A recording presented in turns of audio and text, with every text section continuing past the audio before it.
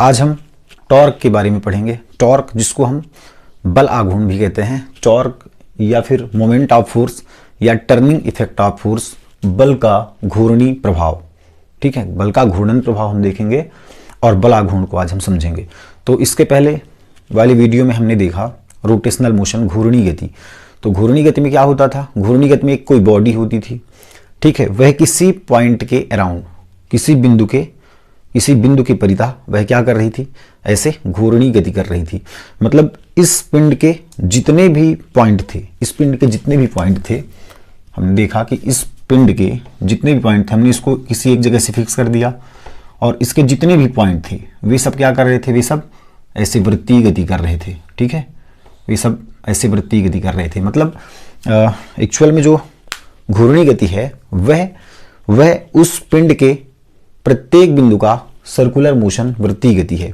इस पिंड के जितने भी बिंदु हैं वे सब क्या कर रहे हैं? सब बिंदु क्या कर रहे हैं? वृत्तीय गति कर रहे हैं। ठीक है, इन सारे पॉइंटों का जो कि वृत्तीय गति कर रहे हैं, तो जब हम एक पिंड की बात करते हैं तो ये पिंड को हम कह देते हैं कि ये पिंड घूर्णी गति कर रहा है, जबकि इसके पूरे बिंदु वृत्तीय गति कर रहे होते हैं। ठीक, और इसके पहले हमने देखा कि रेखीय वेग को हम रेखीय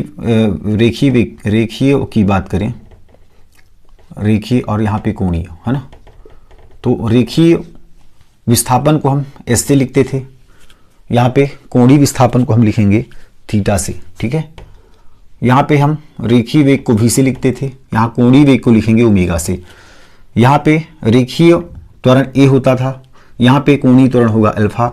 यहाँ पे बल लगता है F, और यहाँ पे कोणीय, जब कोण की बात करते हैं हम, रेखीय वेग में हम बल लगाते हैं, और जब कोण की बात करते हैं तो कोणीय वेग में लगता है टाउ बल आघूर्ण, जिसको हम टॉर्क भी कहते हैं। ठीक है, टाउ जिसको बोलते हैं टॉर्क।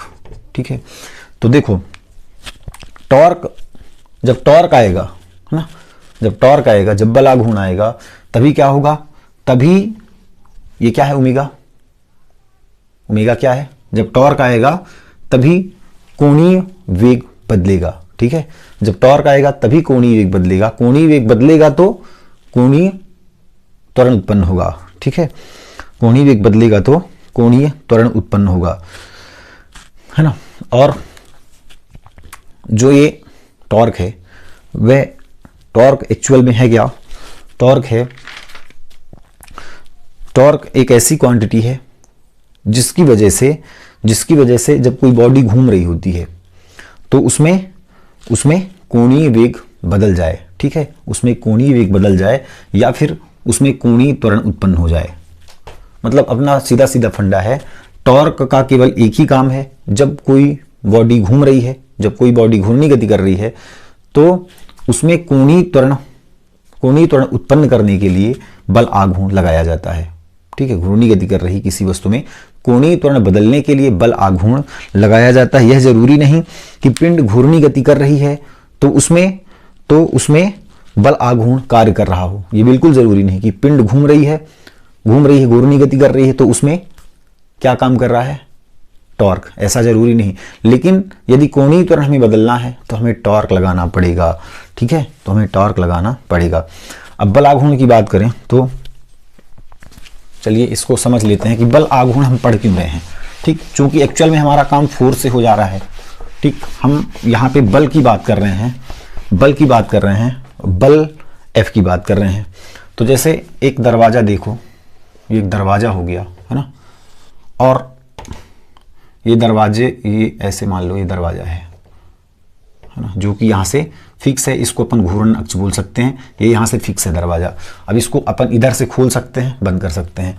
ऐसे यहाँ पे हमने ले लिया एक पाना, जिसको बोल्ट भी कहते हैं अपन। ठीक है, ये हो गया पाना। यहाँ पे एक नट है। ठीक, हमने इसको फिक्स कर दिया। अब इस नट को खोलना है हमें।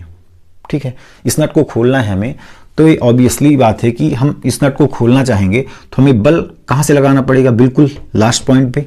हम लास्ट पॉइंट पे बल लगा के इसे खोलेंगे। वैसे ही ये दरवाजा है, ये दरवाजा किसी पॉइंट पे फिक्स है। ठीक, अब इसको हम खोलेंगे तो इसकी जो हैंडल लगी होगी वह इस पॉइंट पे होगी। एकदम लास्ट बॉर्डर पे होगी, घूर्णन अक्ष से दूर होगी, मतलब यहां से इसका डिस्टेंस होगा, इसको अपन मान लेते हैं r, और यहां से इसका डिस्टेंस ये है r, ठीक है। तो इतनी दूरी पर होगी क्या कोई हैंडल जिससे हम पानी को घुमा करके नट खोल सकें, और हम ये भी हैंडल कहाँ होगी, इस घूर्णन अक्ष से बहुत अधिक दूरी पर, जिससे हम कम बल लगा करके दरवाजे को खोल सकें या बंद कर सकें। एक छोटा सा बच्चा भी लास्ट पॉइंट पे कम बल लगा करके इस दरवाजे को खोल और बंद कर सकता है। अब बात करते हैं कि केवल बल लगा करके हम दरवाजे को खोल सकते हैं, बल लगा करके हम पानी को खोल और बंद कर सकते हैं। तो फिर हमें ये टॉर्क या बल आघूर्ण क्यों पड़ रहा है ना, हम बल आघूर्ण क्यों पढ़ रहे हैं?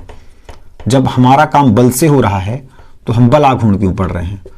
तो एक चीज इसमें देखो कि यदि पानी को हमने इस पॉइंट से खोलना शुरू किया तो हमें कम बल लगाना पड़ रहा है, ठीक है। मान लेते हैं हम बल F ही लगा रहे हैं और उतने ही परिमाण का बल हम यहाँ पे लगा रहे हैं, इस पॉइंट पे उतने ही परिमाण का हम बल इस पॉइंट पे लगा रहे हैं। तो यहाँ से यहाँ का डिस्टेंस है, ठीक है, ये वाला डिस्टेंस हो गया, ये वाला डिस्टेंस हो गया, और ये पूरा डिस्टेंस हो गया r, ये पूरा डिस्टेंस हो गया r, है ना। इसको हमने नाम दिया R1 R2। तो देखो दूरी क्या हो रही है, दूरी पहले बहुत अधिक है, फिर दूरी कम है, फिर दूरी और कम है, और हम बल उतना ही लगा रहे हैं। तो ये जाहिर सी बात है कि यदि हम उतने ही परिमाण का बल, यदि हम इस पॉइंट से नट को खोलना चाहें पानी को घुमा करके, तो हमें अधिक बल लगाना पड़ेगा। इस पॉइंट पे थोड़ा कम बल लगाना पड़ेगा इसकी अपेक्षा, लेकिन इस पॉइंट पे हम बहुत कम बल लगा करके इस पानी की सहायता से नट को खोल सकते हैं। ठीक उसी प्रकार दरवाजे पर यदि हम यहाँ पे बल लगाएं तो हमें बहुत अधिक बल लगाना पड़ेगा, यहाँ पे बल लगाएं तो बल कुछ कम लगाना पड़ेगा। लेकिन अगर इससे बहुत दूर पर बल लगाएं, मतलब घूर्णन अक्ष से जितनी हम अधिक दूरी जाते हैं तो हमें बल कम लगाना पड़ता है। तो बल आघूर्ण इसलिए पैदा हुआ क्योंकि केवल बल बस से काम नहीं चल रहा है, बल के अलावा एक और कोई चीज है जो कि बल के परिमाण को आसान कर रही है कि हम कम बल लगा करके उस काम को हम आसानी से कर सकते हैं। वह है दूरी, है ना, वह है घूर्णन अक्ष से दूरी। इसको घूर्णन अक्ष हमने बोल दिया, ठीक है, जहां से वह वस्तु घूम सकती है वह घूर्णन अक्ष है। घूर्णन अक्ष से दूरी, ठीक, यहाँ पे घूम रही है, नट घूम रहा है, यहाँ पे नट को हम खोल रहे हैं, बंद कर रहे हैं। तो घूर्णन अक्ष से हम जितनी अधिक दूर होंगे या क्रिया रेखा घूर्णन अक्ष से जितनी दूर होगी बल हमें उतना ही कम लगाना पड़ेगा। और इसके बिना, इस क्रिया रेखा के बिना हम बल को नहीं समझ सकते। हम क्रिया रेखा जितनी अधिक होगी बल का मान उतना, हमें बल उतना ही कम लगाना पड़ेगा। और ये क्रिया रेखा और बल इन दोनों का गुणनफल बनाता है बल आघूर्ण को, ठीक है। बल तो रहेगा ही, बल का परिमाण, बल तो रहेगा ही, बल और क्या रहेगा, बल गुणे लंबवत दूरी, सॉरी लंबवत दूरी नहीं, बल गुणे घूर्णन अक्ष से बल की, घूर्णन अक्ष से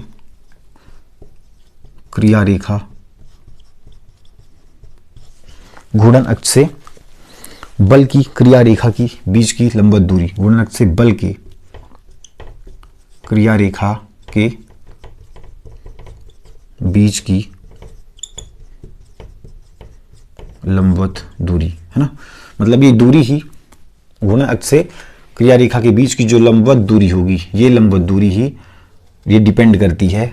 और बल, इन दोनों का गुणनफल बनाता है बल आघूर्ण, जिसको हम टाउ से लिखते हैं। मतलब टाउ इक्वल अपन लिख सकते हैं क्या, बल है F, और घूर्णन अक्ष से बल की क्रिया रेखा के बीच की दूरी क्या लिख दें हम, यदि R लिख दें तो F इंटू R, ठीक है। ये हो गया टाउ का मान। अब इसको जरा समझें कि टाउ आता कहां से है, ठीक है, ये बात समझ आई, है ना। अब इसको मिटा देते हैं।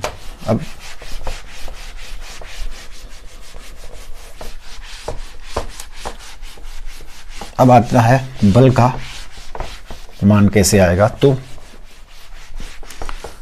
बात करें बल आघूर्ण की, तो बल आघूर्ण टाउ इक्वल बल गुणे बीच की लंबवत दूरी, है ना। तो बल का मात्रक क्या है, न्यूटन। इसके मात्रक की बात करें तो बल का मात्रक न्यूटन और दूरी का मात्रक मीटर।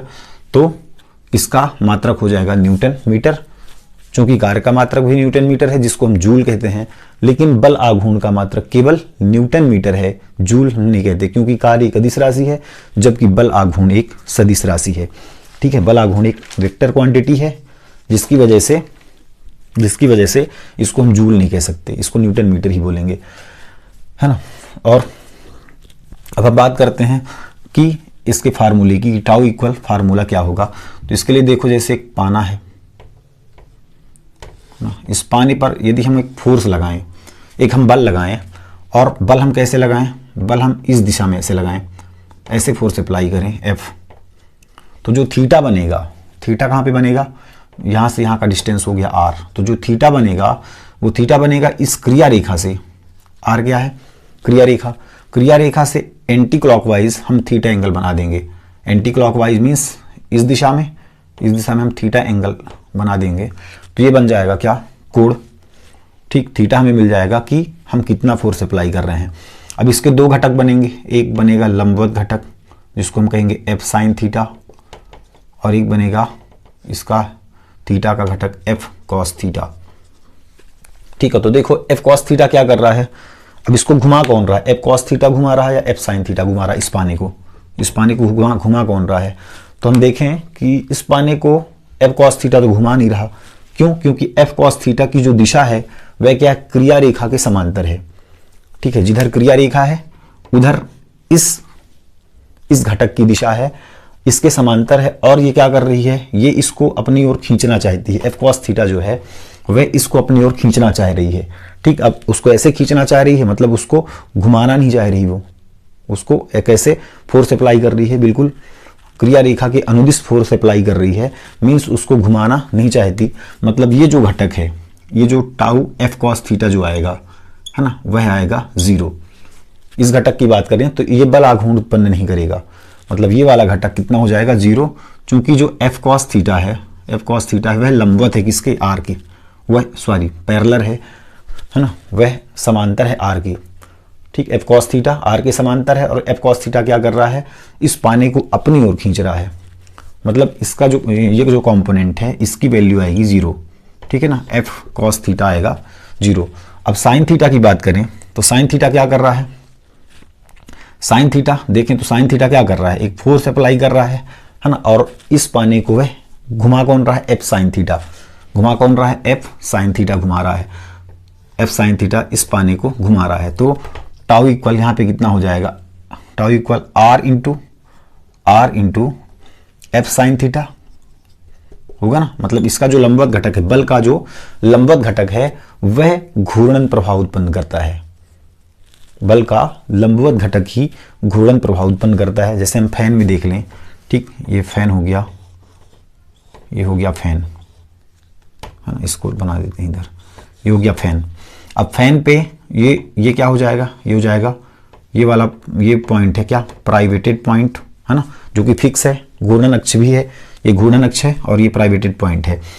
अब यहाँ पे हम यदि हम इसको घुमाना चाहें, मान लो फैन बंद है, इसको घुमाना चाह रहे हैं तो क्या करेंगे, इसके लास्ट पॉइंट पे हम फोर्स अप्लाई करेंगे। ठीक है, फोर्स अप्लाई करेंगे तो यहाँ से यहाँ की क्रिया रेखा हो गई R। अब इस पर फोर्स कैसे अप्लाई करें, फोर्स इसको अपन डायरेक्ट ऐसे अप्लाई ना करके फोर्स हम इस डायरेक्शन पे अप्लाई करें F, तो बनाएगा थीटा एंगल। ठीक है, थीटा एंगल बनाएगा, और R ये ऐसे चला गया, तो R और F के बीच हमें थीटा मिलता है, R से एंटी क्लॉकवाइज F की ओर। ठीक है, हमें क्या मिलेगा, थीटा मिलेगा, R से एंटी क्लॉकवाइज, तो ये वैल्यू आ गई R into F sine theta. अब हमें पता है कि साइन थीटा हमें क्या देता है, साइन थीटा हमें देता है क्रॉस प्रोडक्ट, है ना, तो इसको अपन लिख सकते हैं क्या, R क्रॉस F। ठीक है, R क्रॉस F लिख सकते हैं, टाउ इक्वल, तो ये हो गया इसका सदिश रूप, वेक्टर फॉर्म हो गया, और टाउ इक्वल इसको R क्रॉस F को हमने पढ़ा है कि इसको अपन लिख सकते हैं R F sine theta into n cap. ठीक है ना, एन कैप ऐसा लिख सकते हैं, जहां पे एन कैप हमें क्या बतलाता है, एन कैप क्या है, एन कैप है एकांक सदिश, एन कैप क्या है, एकांक सदिश, जिसको अपन यूनिट वेक्टर भी बोलते हैं, है ना, इसको अपन एकांक सदिश कहते हैं, और जिसका परिमाण एक होता है ना, और ये हमें क्या देता है, ये हमें देता है दिशा, ये हमें बतलाता है डायरेक्शन, कि बल आघूर्ण की दिशा किधर होगी, बल आघूर्ण की दिशा किधर होगी, हमें ये बतलाता है। ठीक, तो ये बात समझ आई ना। इसके लंबवत घटक एफ साइन थीटा और क्षैतिज घटक हो गया एफ कॉस थीटा। जो क्षैतिज घटक है वह क्रिया रेखा के बिल्कुल बिल्कुल समांतर है ना, समांतर है। और ये क्या कर रहा है, ये फोर्स इस पानी को अपनी ओर खींच रहा है। ठीक है, क्रिया रेखा से अपनी ओर खींच रहा है, अतः इसका जो बल आघूर्ण का मान होगा वह 0 होगा। और जो एफ साइन थीटा है वह इस पानी को घुमाने का प्रयास कर रहा है, इसमें घूर्णन प्रभाव उत्पन्न कर रहा है। तो एफ साइन थीटा ही क्या है, सहायक है। और साइन थीटा में क्या देता है, क्रॉस प्रोडक्ट देता है ना। मतलब बल आघूर्ण कैसी राशि है, एक सदिश राशि है ना। अब हम इसकी दिशा की बात करें कि इसकी दिशा किधर होगी, एफ कॉस थीटा की दिशा किधर होगी, है ना। ये बल की दिशा किधर, बल आघूर्ण की दिशा किधर होगी। तो बल आघूर्ण की दिशा देखने के लिए हम ए क्रॉस बी देखें, है ना। ए क्रॉस बी जो मेथड है उसकी बात करें, इसको मिटा देते हैं। ठीक,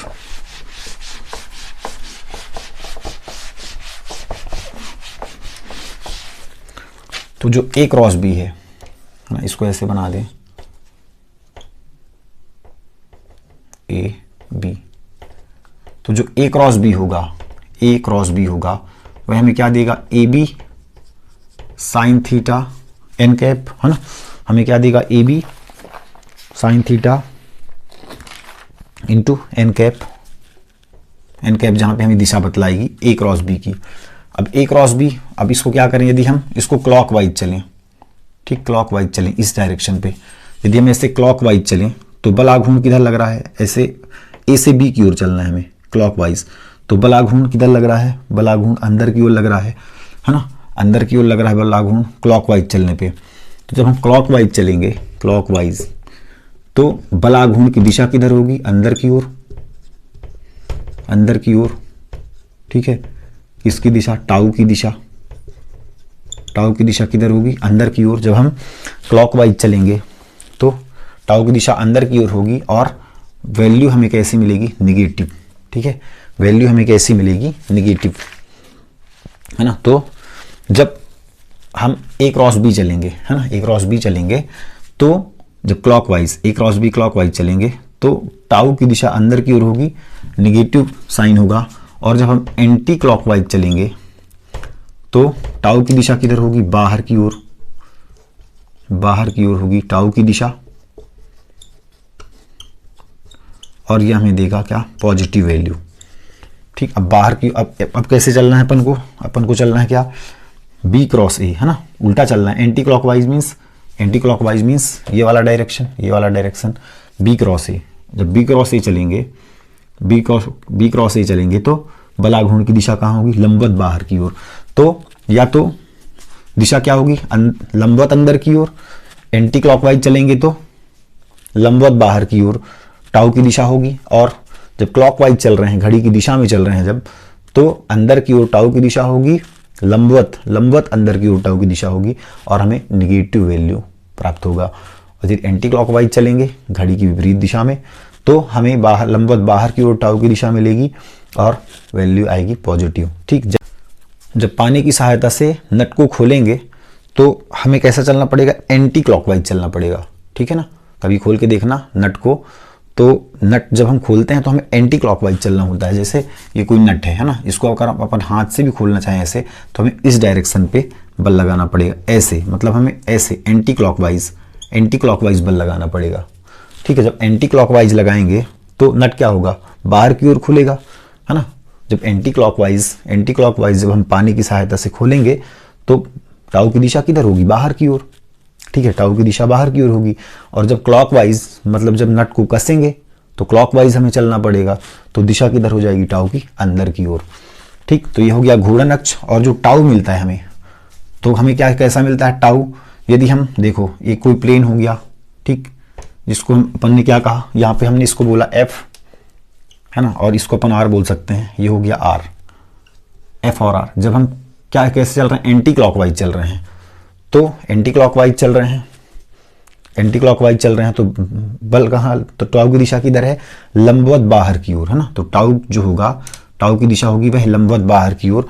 मतलब अगर इसको अपन एक प्लेन मान लें एफ और आर को, तो बल आघूर्ण कैसा लग रहा है, बिल्कुल इसके लंबवत लग रहा है इस प्लेन के, ठीक है, बाहर की ओर लगेगा। जब क्लॉकवाइज होगा, क्लॉकवाइज मीन्स नट को कसना, नट को कसेंगे तो लंबवत अंदर की ओर टाउ की दिशा होगी, ठीक है, लंबवत अंदर की ओर होगी, मतलब एफ और आर के फिर से लंबवत हो जाएगी ये वैल्यू। मतलब जो टाउ होगा वह हमें कैसा मिल रहा है, एफ और आर के ऐसे लंबवत मिल रहा है टाउ, जो कि घूर्णन अक्ष के क्या है, बिल्कुल समांतर है। घूर्णन अक्ष के, ये घूर्णन अक्ष हो गया पी, ये घूर्णन अक्ष के समांतर मिला हमें क्या, बल आघूर्ण, है ना। तो बल आघूर्ण क्या होता है, घूर्णन अक्ष के समांतर होता है, ठीक है। और यहाँ पे जो एफ कॉस थीटा है, यहाँ पे दो घटक हमको मिले हैं बल्कि हमें दो घटक मिले, F sine theta, F cos theta. तो जो घटक लंबवत होता है, केवल वह घटक घूर्णी प्रभाव उत्पन्न करता है, लंबवत घटक ही घूर्णी प्रभाव उत्पन्न करता है। और जो कि क्षैतिज घटक होता है, जो कि आर के समांतर होता है, जो क्रिया रेखा के समांतर होता है, वह उसको बाहर की ओर खींचने की कोशिश करता है, ठीक है। इसी तरह से जब फैन चलता है, ठीक है, फैन है, फैन जब क्लॉकवाइज चलेगा, ठीक है, फैन जब कैसे चलेगा, ये मैंने क्या बना दिया, एंटी क्लॉकवाइज, तो टाउ की दिशा किधर हो जाएगी, लंबवत बाहर की ओर, ठीक है। ये कैसे चल रहा है, एंटी क्लॉकवाइज, तो टाउ की दिशा कैसे हो जाएगी, ऐसे लंबवत बाहर की ओर, ये है ना, ये टाउ की दिशा हो जाएगी लंबवत बाहर की ओर। और जब एंटी क्लॉकवाइज चलेगा, फिर जब चलेगा क्या, क्लॉकवाइज, जब क्लॉकवाइज चलेगा ऐसे, जब क्लॉकवाइज फैन चलेगा तो बल आघूर्ण की दिशा हो जाएगी लंबवत अंदर की ओर। और लंबवत अंदर की ओर क्लॉकवाइज को अपन निगेटिव वैल्यू भी बोलते हैं, ठीक है, इसकी वैल्यू निगेटिव होती है ना। तो एक चीज और, कार्य और बल आघूर्ण के विमीय सूत्र बिल्कुल समान है, ठीक है, लेकिन कार्य और बल आघूर्ण की मात्रक भी समान है, इसलिए इसके विमीय सूत्र भी समान है, न्यूटन मीटर है, लेकिन कार्य को अपन जूल लिखते हैं, इसको नहीं, क्योंकि कार्य एक अदिश राशि है जबकि बल आघूर्ण एक सदिश राशि है। घूर्णी गति में बल आघूर्ण का वही महत्व है जो कि रेखीय गति में बल का है, ठीक है। रेखीय गति में बल का जितना महत्व है, जैसे बल लगाएंगे, बल लगाने पर ही क्या होगा, कोणीय वेग में परिवर्तन, रेखीय वेग में परिवर्तन होगा, मीन्स रेखीय त्वरण उत्पन्न होगा। बल लगाने से ही वेग में परिवर्तन होगा, मतलब हमें त्वरण देखने को मिलेगा, हमें रेखीय त्वरण देखने को मिलेगा। ठीक उसी प्रकार घूर्णी गति में बल आघूर्ण लगाने से हमें कोणीय त्वरण देखने को मिलेगा, कोणीय त्वरण उत्पन्न होगा बल आघूर्ण लगाने से। तो बल आघूर्ण का क्या महत्व है कि वह कोणीय त्वरण उत्पन्न करता है किसी घूमती हुई बॉडी की। जब कोई बॉडी किसी पॉइंट के या किसी घूर्णन अक्ष के परितः घूर्णी गति कर रही होती है, तो उसमें यदि कोणीय त्वरण उत्पन्न करना है तो हमें बल आघूर्ण लगाना पड़ेगा, मीन्स बल की क्रिया रेखा से, घूर्णन अक्ष से बल की क्रिया रेखा के बीच की लंबवत दूरी, ठीक है। तो ये था टॉर्क, है ना, जिसको हमने मोमेंट ऑफ फोर्स कहा, टर्निंग इफेक्ट ऑफ फोर्स कहा, बल का घूर्णी प्रभाव कहा, हमने बल आघूर्ण कहा, है ना। आज इसके बारे में क्लास थी, ठीक, धन्यवाद।